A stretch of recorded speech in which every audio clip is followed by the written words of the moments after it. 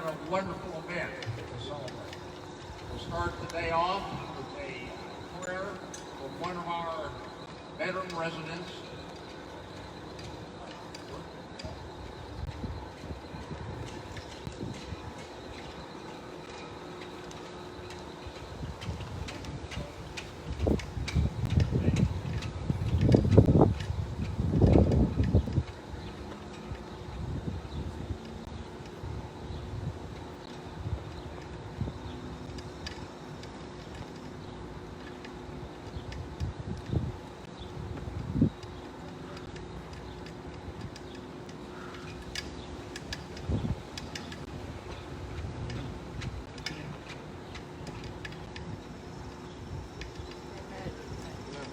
Thank you.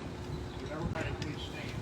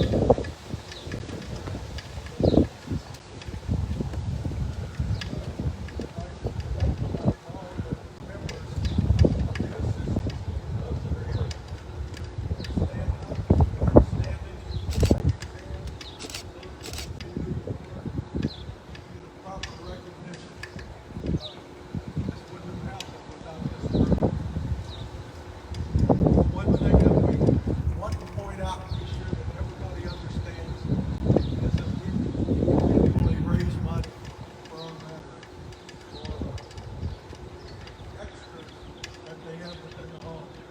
When this project came before us, we thought it was a wonderful idea. We said we're all over it, but we don't want to use any of the money that's earmarked for the veterans. If we can do this, we're going to do it by raising money. We'll have a capital campaign to raise money to do it. And Roger Foreman could probably tell you it was one of the easier things we've ever done to ask for donations and money for this. And people were so willing to give, and we're so proud of what we have. And I hope those that donated are also proud of this thing. At this point, we'd just like to thank you for being here. We've got just a short program. I think you'll enjoy it. And I'll turn it back over to Roger Foreman.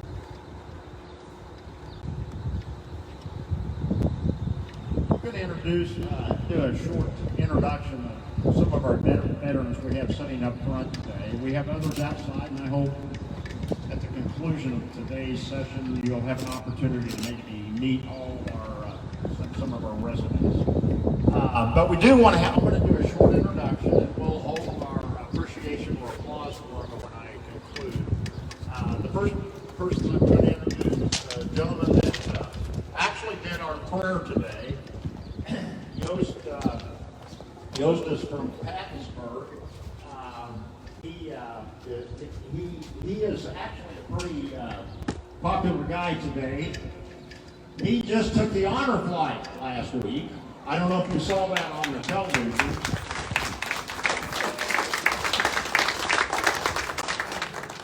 You know, he was telling me how much he appreciated it and how much fun it was, and Yost served in the Navy during the Korea War.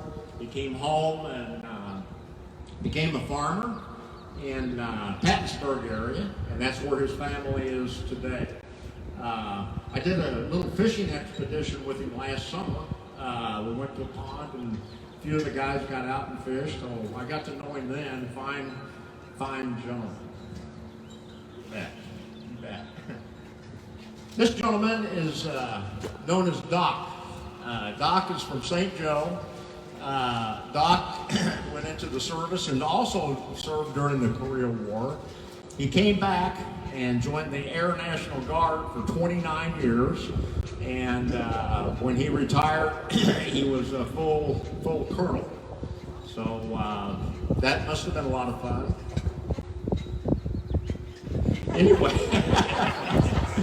Anyway, we're pleased to have Doc with us. And Doc just recently himself made a donation to the memorial, which I think is cool. So anyway, we're very appreciative, Doc. The last gentleman that I'm going to introduce is actually the president of the Veterans Council. Inside the hall itself, we have a council, and they elect the president to represent them. And Doug Rathbun, he's our current president, does a wonderful job, and represents the residents in the home very well and attends our monthly Assistance League meetings. And I asked Doug if he wanted to say a couple words. Thank you for all those that donated and come to this. We appreciate everybody that stops by our home to visit with us and will let us know that we're not forgotten. We do appreciate all that you're doing for us. And thank you for letting us do this here. Something they wanted me to mention is I've been asked by some of the high school kids that are graduating this year if they can come out here and do their graduation pictures with the silhouettes. But that's a pretty good deal. We'd like to make sure all the high school kids know that, hey, they can do this here. Some of these kids will become members of the military, and someday they might move in with us. We will glad to have you with us, and we enjoy being out here with you. Thank you very much.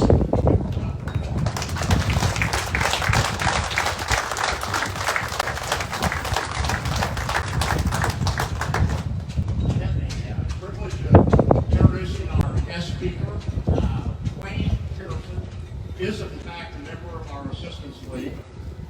He outranks all of us. He was a general. He's a retired general. Wayne was raised North Cameron on a farm, graduated from Cameron High School, raised his family in Maryville, and continues to live in Maryville. He is a great representative for the Maryville area and for all veterans. And I'm pleased to introduce Wayne Kirk.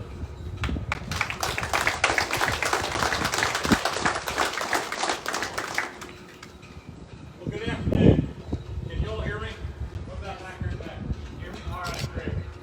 I think don't just speak so nobody hear what I have to say. All right. Well, today is a very special day. It's a day that we honor our country's veterans, and at long last, it's the day that we dedicate this memorial as a tribute to their sacrifices. This dedication ceremony is a time to set apart a particular place in order to honor and memorialize those veterans who served our country in wartime and in peace. The idea of this memorial started a few years ago with the family of Norm Hawkins. And are any of the family members here? All right. Norm was a veteran of the U.S. Navy, served in the Korean War. And they wanted to build some type of a memorial here at the home that would relate both to veterans that are here and to those that come in and visit. And they made a donation to get the project started. The Cameron's Veterans Assistance League began then working on the designs and identifying funds to be able to pay for this memorial. During the past few years, several different ideas were reviewed. The Assistance League wanted it to be something that would stand out, something that would be able to remember all of our veterans from all branches. Kenny Rucker, whose family is represented here by sons and daughters and a sister, he was in the Navy and served 2 years in Vietnam and is also a past president of the Veterans Council. He came up with the idea of positioning silhouettes representing all branches of the service at the entrance to the home, so that every time visitors or residents passed either in or out, they would pass through and pass by that memorial. This concept seemed to really meet the objective that the league had for a memorial. And so, with that, the process was started. Zach Workman, the individual that designed the Cameron Veterans Memorial Park, was interested in helping us develop this idea. Zach designed the layout of the site, supervised the installation and the landscaping of the memorial, and as a result, it was just exactly what we wanted. There are many others that either donated financially or donated labor and time to accomplish this mission, and we want to thank all of you for what you've done for us and for the veterans. Kenny once told me that he felt like silhouettes of the veterans would be much more of a human touch than simply a memorial with words on a plaque. Looking at these silhouettes, whether you're a veteran or family of a veteran, brings out individual feelings and personal memories of each and every one of us. I believe that this dedication of the memorial is a day of remembrance for each one of us in our own personal way. One of the veterans' names that's on that memorial plaque there has a very special meaning for me. It's Sergeant Ellis Shackelford. Ellis was a close personal friend. He was a veteran of World War II. He served as a sergeant in the 129th Field Artillery in the 6th Armored Division. He participated in 5 campaigns. He could tell you some of those hair-raising stories that he went through, and he also had a story about General Patton when Patton first got to the Rhine River. And I can't tell you what that story is. If you know General Patton. He was very proud of his service to his country. He loved it so. He spent his last days here at this veterans home, and I will think about him every time I pass by that memorial. Well, there's a closeness that we can all feel at this memorial, whether you're related to someone whose name's on the plaque, or whether you just simply come here to honor veterans. We share in the pride of this memorial, and we'll never forget it. The price of freedom is well known to all of us here. Whether you're a veteran or a family of a veteran, we know that both groups, and I say both groups, struggle with hardship, boredom, sacrifice, worries, longing, and sometimes the death that comes with protecting freedom. By being here today, you're setting an example. Remembering not only the veterans that have served, but also we remember those young men and women, America's finest, that are still in harm's way. Honoring our veterans with words seems to fall short. I believe that the best way to express our gratitude to those who have died, giving their lives to defend our freedom, is by sharing their stories and honoring their memory. We dedicate this site as a sacred place here at the Cameron Veterans Home, where people will gather to take pictures, where veterans will gather to share experiences with each other, or to just stand, or to sit, and ponder thoughts that they can never share with anybody. We dedicate this memorial to be a place where children can learn lessons about freedom, whether from their parents or their grandparents. We dedicate this memorial as a place for those to come after us to recognize our desire to acknowledge the veterans who have sacrificed so much for our freedom, and they will be encouraged to place the same importance on this site as we do here today. In closing, I want to leave you with a thought. President Reagan once said that freedom is not free. We know this to be true. Many have paid the price for what others take for granted. And as all veterans here will connect with this, those that have fought for our country have an appreciation for freedom that the protected will never know. Thank you for coming today. Thank you for loving our country and for your dedication to honoring the men and women who defend our nation, past and present. May God bless America. Thank you.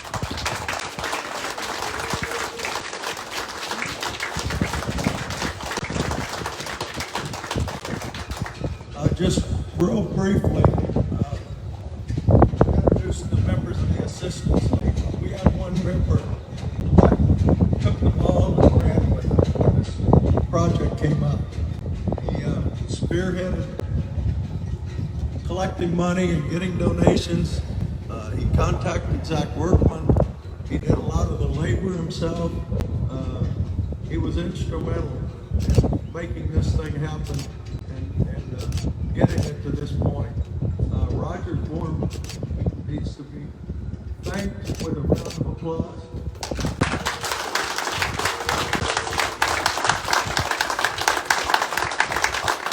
And not only Roger, he involved his wife Diana, his son Chad, and his grandson Chase. And he convinced them how important this was and involved them in much of the work and the things that went on to make this happen. So thanks to the Foreman family. We appreciate everything that's happened here. We appreciate you coming out today. We hope you'll stay. We have homemade ice cream, and we hope that you'll go through a line.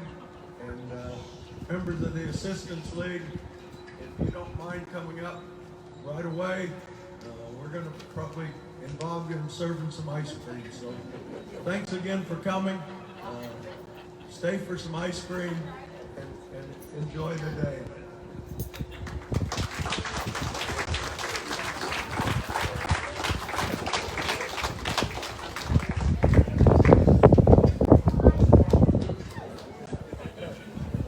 If you'll give us just a second, we'll get the line ready for the ice cream. Thank you very much.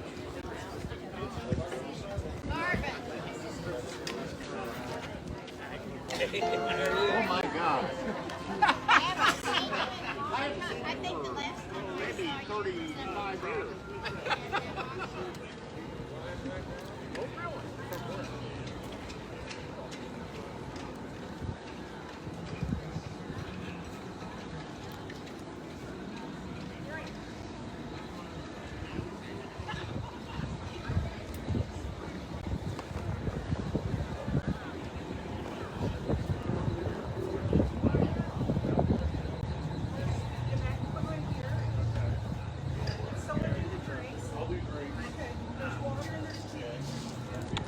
All right, thanks for watching.